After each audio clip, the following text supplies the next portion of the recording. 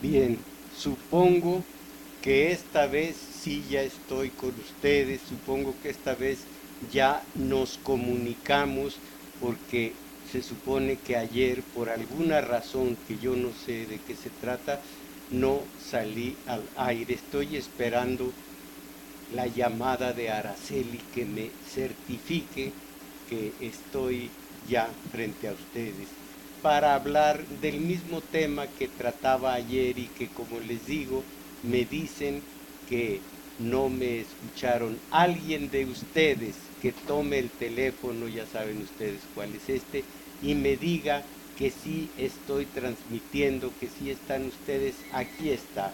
Sí. ¿Y se ve? Ah, bueno, entonces sigo, gracias. Entonces ya estamos, ya la certificación de que estoy al aire. Ya que ayer, les repito, hubo alguna falla, lo más seguro es que mía, soy torpe de principio a fin, voy a volver a hablar con ustedes del mismo tema de la justicia. Y para empezar, el nuestro, dicen a cada rato las autoridades y se adornan con eso en todos los discursos demagógicos plagados de retórica, de mala retórica, el nuestro es un Estado de Derecho. Pero, dice la ciencia política, para que sea un Estado de Derecho se necesita que haya plena justicia. Si no hay justicia, no puede ser un Estado de Derecho. Por otra parte, también se canta que el nuestro es, que la nuestra es una democracia, y vaya que nos sale carísima la tal democracia para que crezcamos todos. Horror. Dice la ciencia política, país que no tiene justicia no puede tener democracia.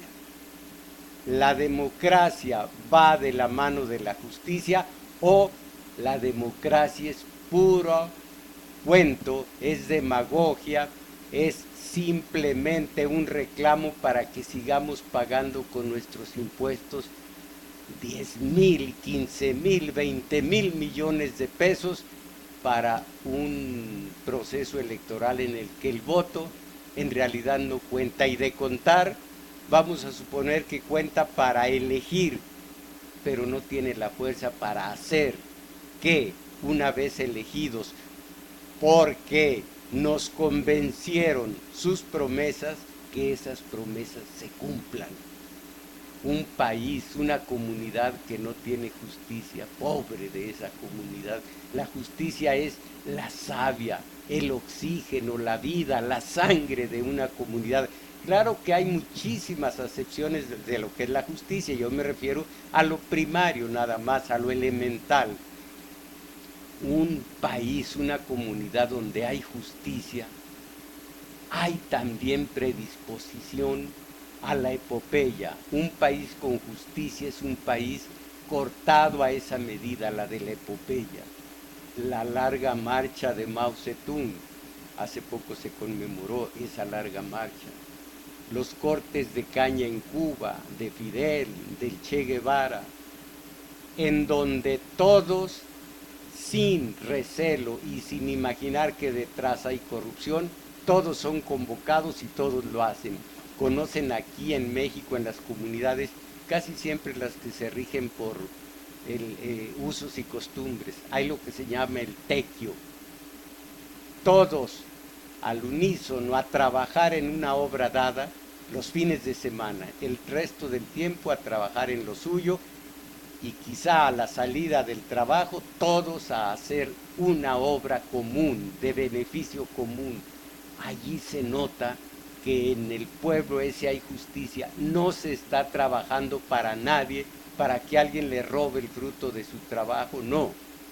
En cambio, una comunidad en donde no hay justicia, les repito, lóbrego, esa comunidad se erosiona, se agosta, se seca, se resquebraja, porque vive en medio del temor, de la ira, de las ganas de venganza, de la indignidad, y termina, esto lo dijo una vez López Portillo, y lo peor es que es cierto, aunque lo dijo con unas palabras vulgares, termina en chicharronera y de allí se va a hacer una comunidad cínica.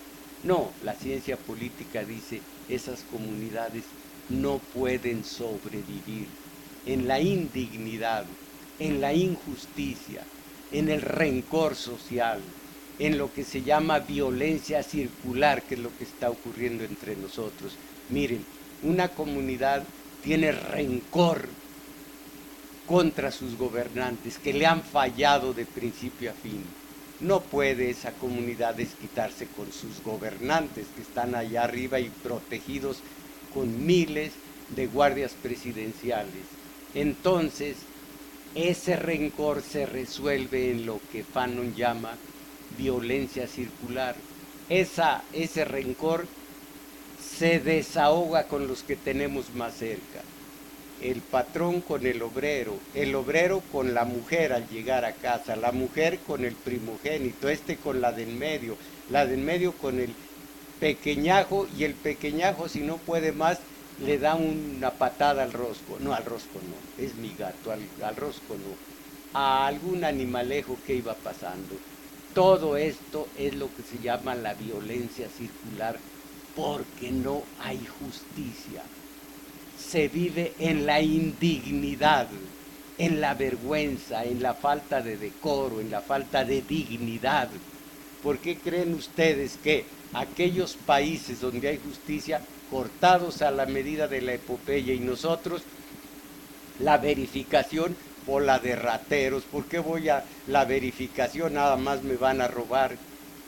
El que la grúa se llevó al coche, pues sí, se lo llevó porque estaba mal estacionado, pero ellos lo que quieren es sacar dinero de esta forma y de esta otra, y ahí están los reniegos. ¿Por qué? Porque se sabe que no hay justicia. Qué pobre país aquel en el que no hay justicia. Y tengo aquí dos notas, una de ayer y la otra del día de hoy. La de ayer, miren ustedes. Este hombre se llama Oscar, no voy a decir su apellido.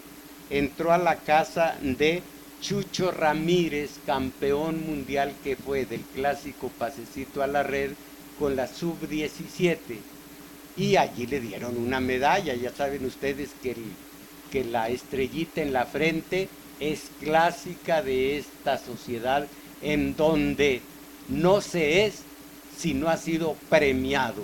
La palabra más chocante después de la prepri, después del jardín de niños, donde se premia con la estrellita en la frente.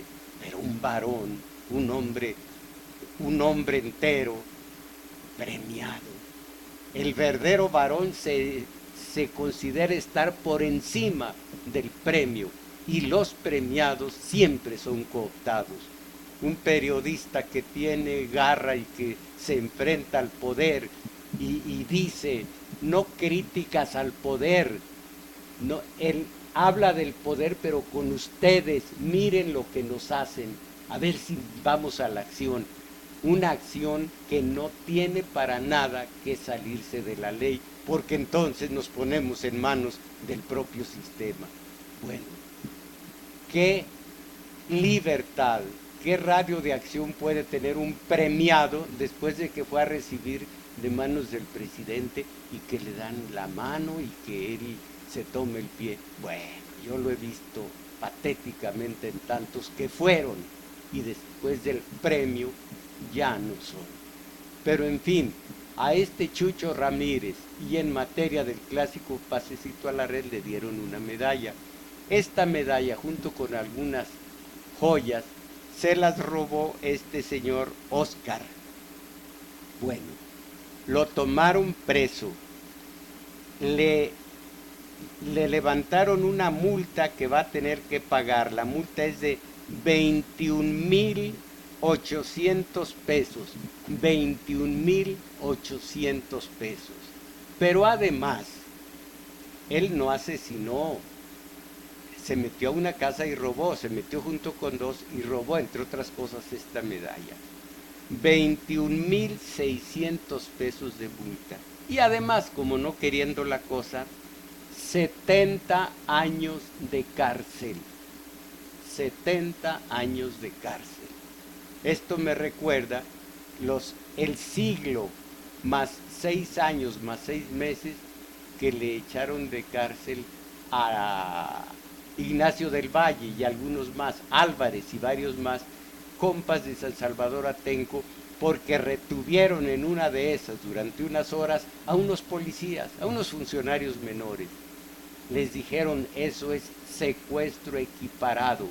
Y en el penal de alta seguridad del Altiplano, más de un siglo de cárcel. Ahora, la segunda noticia es del día de hoy. Leo.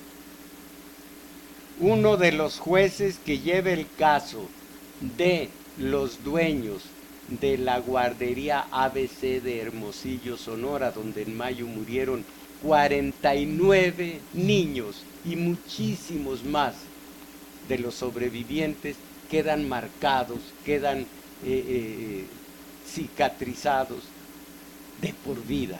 Bueno, hay 4 dueños.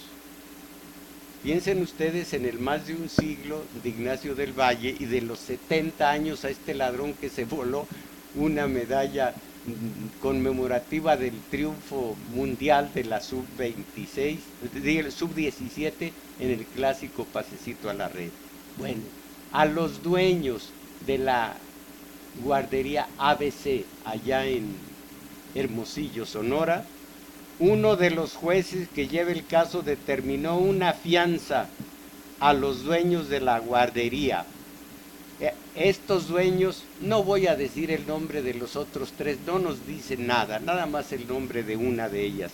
Marcia Matilde Altagracia Gómez del Campo, pariente muy cercana de la esposa del presidente del país. A ella y los otros 3 dueños, una multa terrible, 2,000 pesos de fianza para que ellos, como se duelen los papás de las víctimas, se paseen tranquilamente por las calles de Hermosillo. 2,000 pesos, 49 cadáveres de inocentes, de criaturas, 2,000 pesos de fianza. El que se robó la medalla del clásico pasecito a la red, 70 años de cárcel. El que retuvo en un enfrentamiento, en una refriega allá en San Salvador Atenco, cerca de Texcoco, a unos funcionarios menores, más de un siglo de cárcel. ¿Cómo estará a estas alturas el asunto de la justicia en México? Les repito, esto de la justicia es vital para la humanidad. Desde que empezaron los clanes, antes de que fueran tribus, desde clanes, tenían el sentido de la justicia en 2 ramas, la distributiva y la, la distributiva y la, represiva, no es retributiva, ya, retributiva y distributiva. Todo el clan trabajaba la tierra en comunidad y a la hora de repartir, de cosechar y repartir la cosecha, igualmente se repartía entre todos, pero que fuera justa la repartición, y lo era. justicia distributiva. Ah, pero si en aquel clan se localizaba alguien que hacía daño a otro, le hacía daño no a otro, sino a todo el clan, a toda la comunidad. Y si era un traidor, cuando el clan estaba siempre a ojo avisor, porque había clanes rivales allí cerca, ese traidor era castigado de una manera correspondiente a su delito. Justicia retributiva, justicia distributiva. Y la justicia es una aspiración de tal manera altiva, de tal manera indispensable para una comunidad, que porque no la había en algunos pueblos, porque no la había en algunas ciudades, porque no la había en algunas sociedades, se imaginaron los visionarios, se imaginaron la utopía de Tomás Moro, la ciudad del sol de Campanella, la ciudad de Dios de Agustín de Hipona, la república de Platón, el falansterio ya más cercano en el tiempo de Fourier, el francés. Imaginaban un país, una comunidad donde hubiese justicia. Y si hay justicia, hay todo. Y les repito lo que se dice: si hay justicia, hay todo. Hay, entre otras cosas, iba a decir solidaridad, Salinas ensució este vocablo, pero hay otro mucho mejor: valimiento, el que da a valer, el valedor. Había valedores. Aquí en México hay un dicho que dice: hoy por ti, mañana por mí. El valimiento de unos con otros. Y yo les decía ayer que no es tan generoso, porque hoy te hago un favor, mañana tú me lo haces a mí.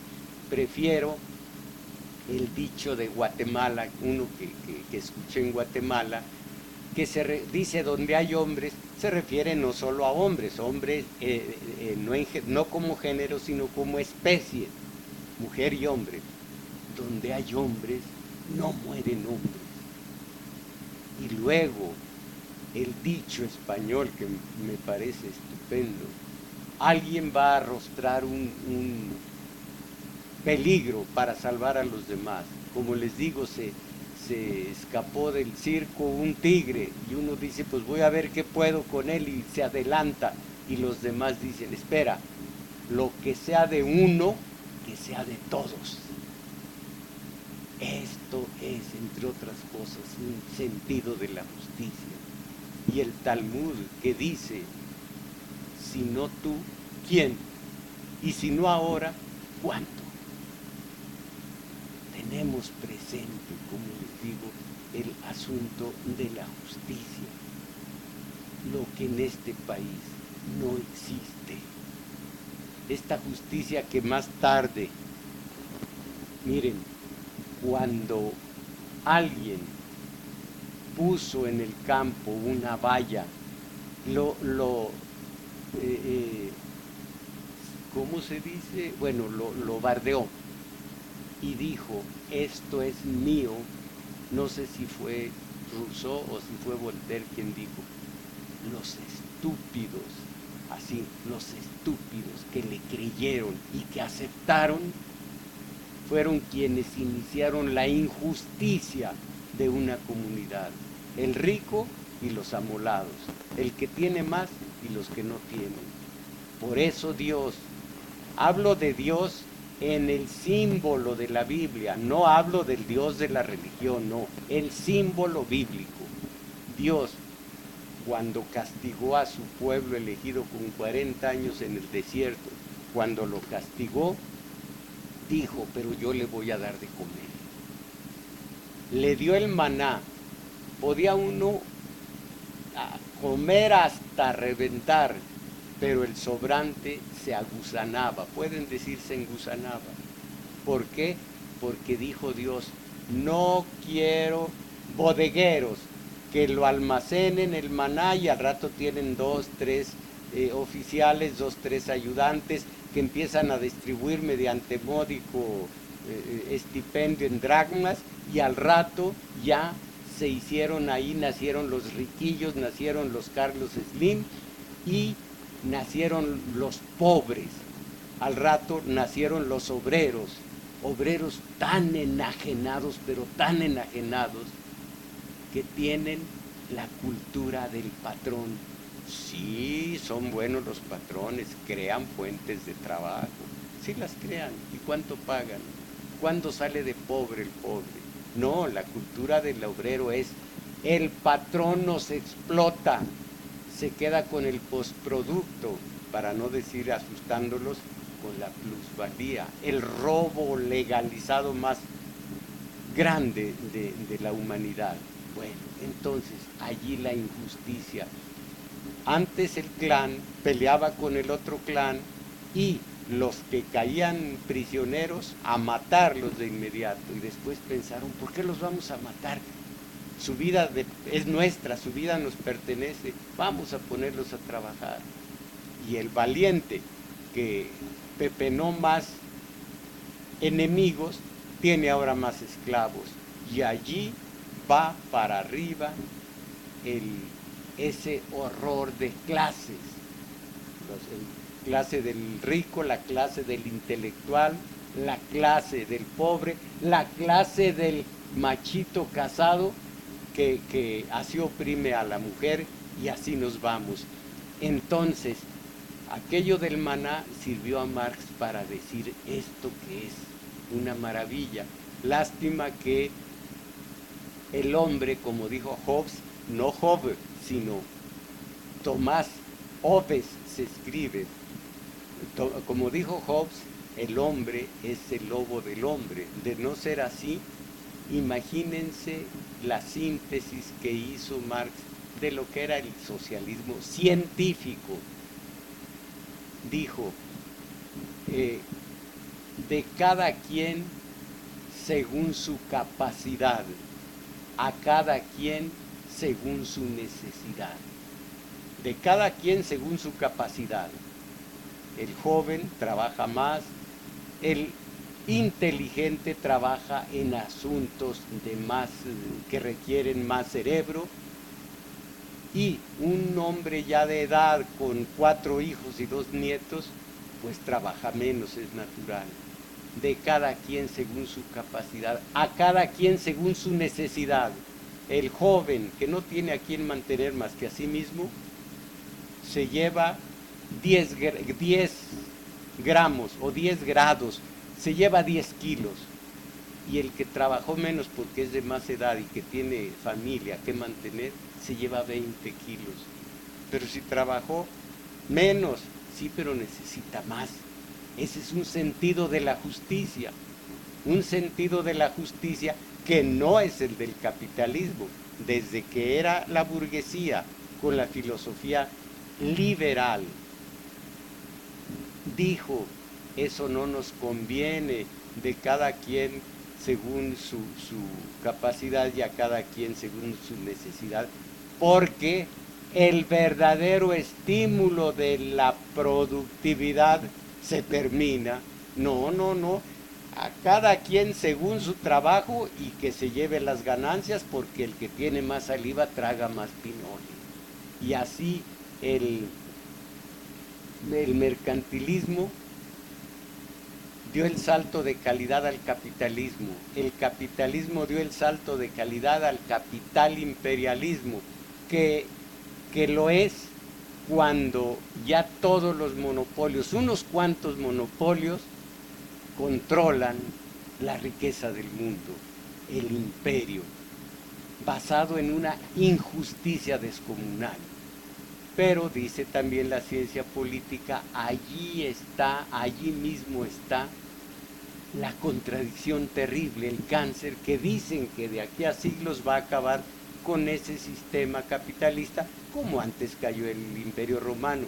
Y la contradicción consiste en esto: la productividad se lleva a cabo con el dinero de un industrial y con las manos, el capital, las 2 manos del trabajador. Entonces, los trabajadores son la parte social. y la parte capitalista es el del dinero.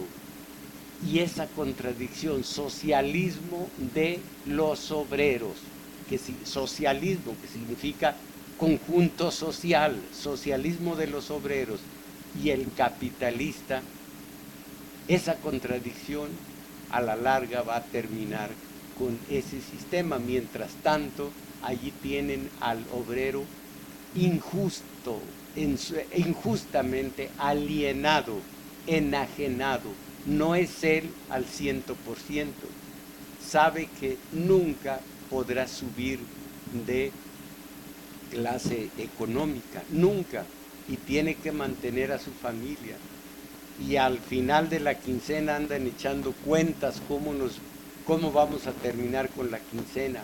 Es una angustia soterrada y es un trabajo tan falto de creatividad como el de Sísifo, castigado por los dioses, que tenía que levantar un piedrón hasta lo alto de una montaña, perdón, cuando esa piedra llegaba a lo alto de la montaña, se caía, se desbarrancaba, ya iba para abajo, y Sísifo tenía que subir el piedrón otra vez hasta lo alto de la montaña.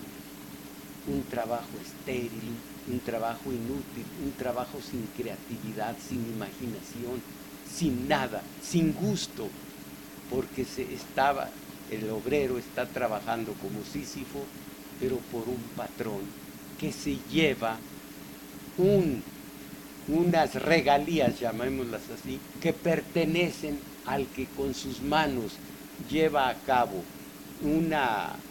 a base de unos componentes que cuestan 100 pesos, con sus manos los transforma y ya es un aparato, es una obra terminada que vale 1000 pesos.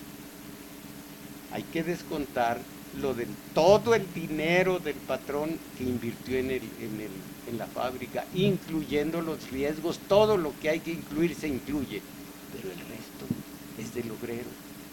Solo que el Estado, y esto desde la Revolución Industrial, desde la Revolución Francesa, desde la Revolución Norteamericana, 1776,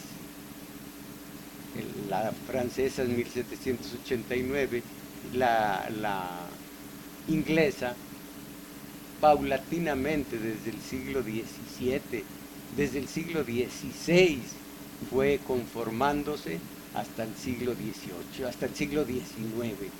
Bueno, esas revoluciones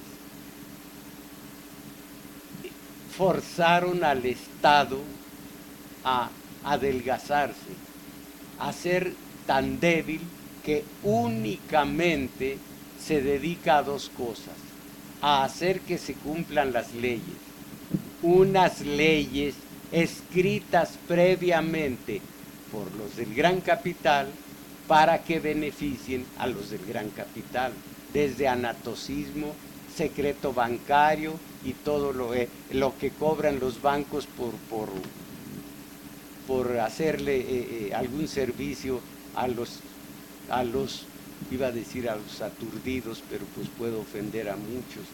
Yo con los bancos no tengo nada que ver, no me hablo con el gran capital en ningún sentido, no tengo con qué ni para qué hablar con ellos. Entonces, una tarea del Estado, hacer que unas leyes favorables a los del gran capital se cumplan. Entre ellos, leyes no escritas. Entre nosotros, la ley escrita cuando la violamos y vas al castigo. Y la otra, y parece horroroso, pero cuando la oigan, piensen en la canasta básica y en el tope salarial. La otra función del Estado, hacer que nadie pierda su sitio en la pirámide. El rico nunca sea pobre, el pobre nunca sea rico. Que si el rico de pronto tarastabilló, ahí está el Fobaproa, ahí está el rescate carretero, que si el pobre quiere 5, 6, 7% de aumento anual, no, hay un tope salarial. Ese tope salarial, cuando mucho, perdón, llega al 4 punto algo por ciento. Y mientras tanto la canasta básica. Leo que productos básicos como las tortillas y demás han aumentado de precio el doble o el triple de lo que tenían hace un año. Todo esto, mírenlo ustedes. Carstens frente a los diputados dijo, el impuesto sobre la renta, el aumento de la gabela, de los impuestos, el impuesto sobre la renta y el impuesto empresarial a tasa única, puedo considerarlo con ustedes y podemos hacer alguna modificación. Pero el 2% de aumento al IVA disfrazado, ese no está a discusión. Y simplemente esto viene a certificar lo que es ya un lugar común, la síntesis del neoliberalismo, que en realidad es la síntesis del liberalismo en cuanto a filosofía del burgués y es la síntesis de la filosofía capitalista, que para ellos que las ganancias se privaticen y las pérdidas se socialicen. El Fobaproa costó 100 mil millones de dólares y un cálculo conservador dijo que más o menos los mexicanos, todos ustedes y yo, tardaríamos 50 años, alrededor de 50 años en pagar esa deuda, la del Fobaproa. Y yo les dije ayer que tengo la sana intención de ver el término de esa deuda de aquí a 50 años. Por eso estoy macizo, miren, por eso me cuido. No crean que estoy gordo, no hay una gota de grasa en mi cuerpo, ni tampoco estoy flaco. Quiero decirles, me cuido porque espero ver el término del pago de la deuda del Fobaproa. Ahí tienen la carretera México-Toluca, baratísima, ¿verdad? Baratísima. Dirán, pues que se vayan por la Federal, lo mismo la de Cuernavaca, la de Acapulco, y cómo están esas carreteras. Todo esto, nada más para decirles una cosa. La justicia que hay en un país que es Estado de Derecho y la justicia que existe en un país que dicen, juran, que es democracia. Ahora, la justicia, yo creo que la verdad, les decía ayer, pero creo que Platón sabe más que yo. Creo. Tiene a la justicia como el valor que engloba todos los demás valores, el de la libertad, el de la belleza, el de la paz, el de la armonía. Todos los valores caben en la justicia. Yo digo en la verdad porque quien actúa a verdad por fuerza es justo, por fuerza es pacífico, por fuerza es libre. La verdad os hará libres, dijo un señor que también sabe un poco más que yo, el ungido, o sea, el Cristo, Jesús. La verdad los hará libres. Entonces, pero la verdad hace justicia y la justicia hace verdad. Y aquí, díganme ustedes si nos mantenemos en la justicia, si nuestra conducta es de la justicia.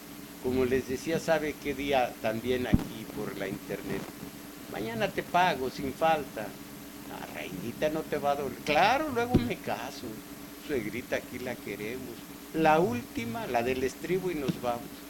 Malvado licor, nunca más una copa. No sé, hasta voy a ir a jurar a la basílica. Y entre paréntesis, tengo allí documentos que me han hecho llegar en donde se dice que juran y aportan un poco de dinero, limosnas, dinero que se va a Roma. Pero si no aguantan más los pobres dipsómanos y dicen, padrecito, ya tengo 7 días sin probarlo, entonces otra pequeña limosna y se le levanta, dice el documento, ese juramento que se hace ante la guadalupana. Ustedes saben que en la lista de preferencias, primero está la guadalupana, después Juan Pablo II, después, y allí sí sigue la lista, penúltimo Jesús, el último Dios, bueno, Dios, Jesús, Juan Pablo II y antes la guadalupana. Acabo de leer que dice Barranco y él es muy entendido en estas cuestiones. México no es católico, es guadalupano, pero me estoy metiendo en asuntos que ya no corresponden a la justicia, aunque, vean ustedes, tiene mucho que ver con la justicia, con la verdad. En el hogar, a los niños, de palabra, pero cuántas reglas morales, empezando con aquello de que te portas bien, aquel horror de échale ganas para salir adelante y demás. No debes mentir, mi hijo, tú no debes mentir. ¡Ren! Sonó el teléfono. ¡Amá! Es el valedor, es el latoso, dile que no estoy. No debes mentir en el hogar y en la iglesia y en la política, en todos los ámbitos en donde en la escuela, donde el niño es educado a base de valores, de principios, de convicciones, de lealtades, de moral. Moral no como instrumento de los sistemas de poder político, económico, religioso, no. Moral como el arte de saber vivir bien de acuerdo a lo que necesitamos, estar en paz con nuestro espíritu y con nuestro organismo. Bueno, en estos lugares, hogar, escuela y demás, cómo se mientan, cómo se cantan los valores, y a la hora de la actuación, 10 mandamientos de la ley de Dios. El católico nada más esos 10 mandamientos tiene para cumplir. El católico se nota que en su actuación, en su conducta, se mueve a esos principios, se mueve a esos mandamientos. ¿Cuántos valores se registran, se ubican, se perciben en esta sociedad? La de los matrimonios mal avenidos, de los matrimonios deshechos, de los embarazos prematuros y no deseados, del alcohol en los niños, el cigarrito en los niños, la droga, horror en los adolescentes, pero eso sí, católicos al 100%. No hablo de la religión. Miren ustedes, si decimos que el equipo mexicano del clásico pasecito a la red es malo porque tiene un mal delantero, en la media todos son medios, los medios son medio, y que la defensa no sirve y que el portero, en fin. Si se habla que está muy mal el equipo, ¿se está hablando mal del fútbol? No, del equipo. Yo no hablo de los sacramentos, no hablo de las virtudes teologales, las cardinales, no hablo de la confesión, de la comunión, del bautismo, nada de eso, no, de religión no hablo, pero sí de